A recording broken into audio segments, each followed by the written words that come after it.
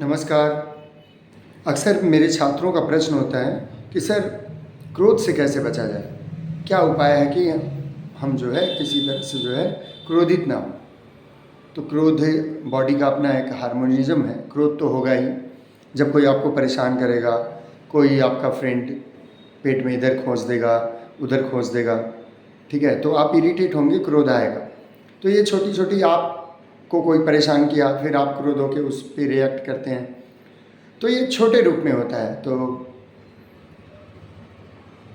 इसको करना क्या है कि क्रोध को कमाना नहीं, क्रोध को बढ़ाना है। जो आप थोड़ा सा कर रहे हैं, थोड़ा खींच के एक लपड़ उसको जड़ दीजिए। तब इससे क्या होगा? अब वो रोता हुआ प्रिंसिपल रूम में जाएगा, तो केस एक बन जाएगा आपका। हो सकता है रेड कार्ड इशू हो जाए।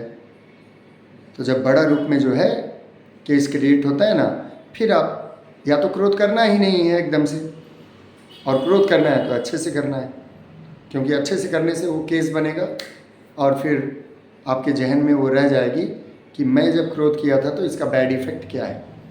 तो इस तरह से आप क्रोध को कंट्रोल में रख पाएंगे। रोज़ की परेशानी से अच्छा है एक ही दिन परेशानी।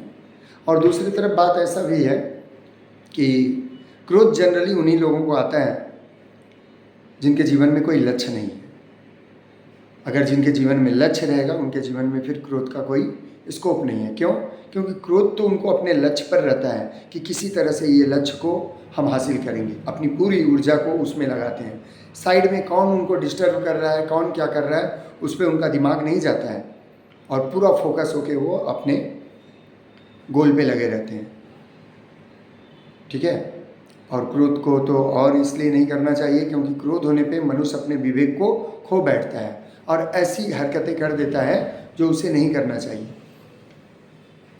वह दोस्त जिसके साथ हमेशा वो खाना पीना करता था, टिफ़िन शेयर करते थे, वही एक दूसरे को जो है मारने पर उतर आते हैं। तो यानी क्या हुआ? विवेक नष्ट हो गया, तभी मनुष्य जो है अपनी स्थिति को भूल गया। इवन अपने पेरेंट्स को भी लोग उल्टा पुल्टा बोल देते हैं, इवन हाथ भी उठा देते हैं। अपने आचार के साथ भी उनका बर्ताव ऐसा हो जाता है।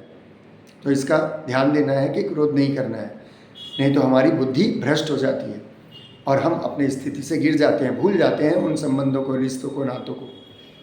भगवान भगवत गीता में बता रहे हैं, क्रोधाति भवति सम्मोह, सम्मोहाति स्मृति विभ्रमा, स्मृति भ्रंशाद बुद्धिनाशो, बुद्धिनाशात प्रणश्यति। धन्यवाद।